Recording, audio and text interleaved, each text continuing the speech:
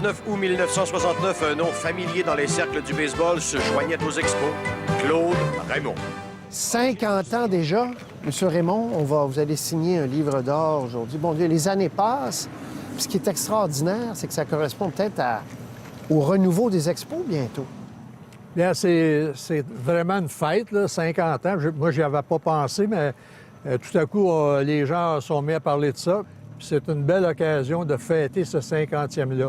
Parce que quand ça a commencé en 69, on pensait que c'était pour durer 100, 150 ans, parce que les villes de baseball, c'était pour la vie. Et Mordecai sous la balle, saisi dans le territoire des balles en jeu. Alors, le match est terminé. Et c'en est fait, Roger, pour une histoire. Ce dernier match de l'histoire des Expos à Montréal. Vous étiez même là, la cérémonie de fermeture, entre guillemets. C'est vous qui avez lancé symboliquement le dernier lancé. Vous souvenez très bien, j'imagine? Je me souviens très bien. C'était une journée, la journée la plus triste de ma vie. Le baseball disparaissait de Montréal, puis je me suis dit, là, je vais être sur le terrain. Je suis le dernier à être sur le terrain. Je suis allé sur le monticule. Là, j'ai dit, tiens, je vais me trouver une balle, puis je vais faire le dernier lancer de l'histoire des Expos de Montréal. Je l'ai fait, mais avant ça, j'avais fait un discours. Là, j'avais fini en disant... On vous remercie beaucoup pour tout ce que vous avez fait pour moi et l'équipe pendant ces 36 années.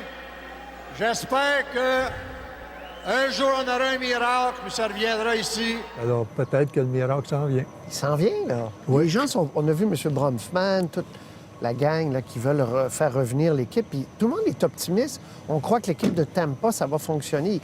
Est-ce que vous y croyez? Vous dites, attendons de voir, je ne veux pas me réjouir trop vite? Bien, moi, j'ai toujours été un petit peu comme ça. Tant que c'est pas fini, j'y crois pas. Bien là, je commence à y croire parce que, écoutez, je regarde ce qui se passe à Tampa. À Tampa, la ville ne veut pas construire un stade, puis là, ça prend absolument un stade.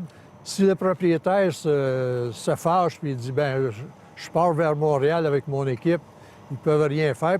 Racontez-moi votre match avec les Braves. Vous êtes à Montréal, vous n'êtes pas avec les Expos, vous êtes avec les Braves. Vous souvenez-vous de ça comme c'était hier, vous? Est-ce qu'on garde en mémoire ces moments-là comme c'était hier? Oui, c'est comme hier, puis je suis après le créer aussi là, en même temps. C'était le 16 mai 1969, j'étais avec les Braves.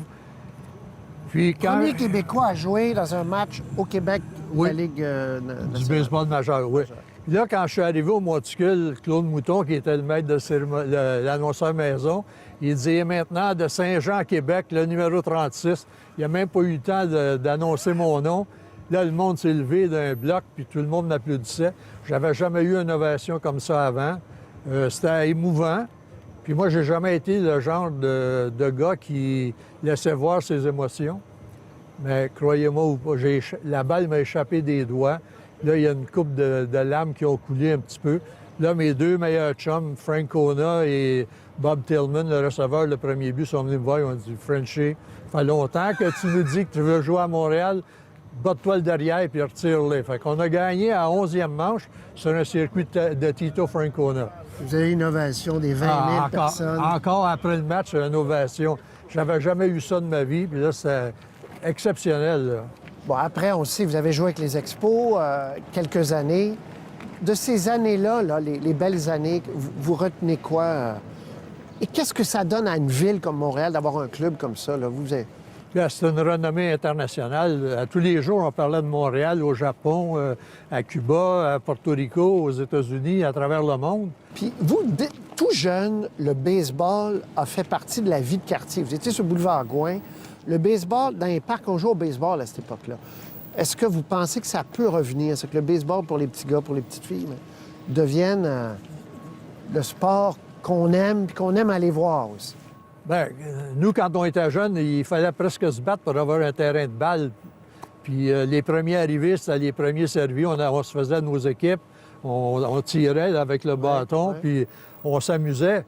Aujourd'hui, je regrette de voir beaucoup de terrains qui sont inoccupés durant l'été. C'est sûr que si les Expos reviennent, il va y avoir un regain de vie. Parce que même à l'heure actuelle, dans le Baseball Québec, ils ont une augmentation à chaque année d'inscription. Moi, ce que je regrette le plus, c'est que le grand-père ou le père ou la mère ou la grand-mère, ils ne peuvent pas emmener leurs petits-enfants. Moi, j'ai 4 petits-enfants, puis il y en a juste un sur les 4 qui a vu du baseball majeur. Là, pendant la série ici contre Toronto, ils vont pouvoir venir, mes 3 autres. Qu'est-ce que ça vous a amené dans votre... Le baseball, c'est votre vie, là, vous? Ah, c'est ma vie. Moi, je dois tout au baseball. Quand j'étais petit gars, je rêvais de jouer junior, puis ensuite je rêvais de jouer dans la Ligue provinciale. Puis tout à coup, ça s'est mis à éclater.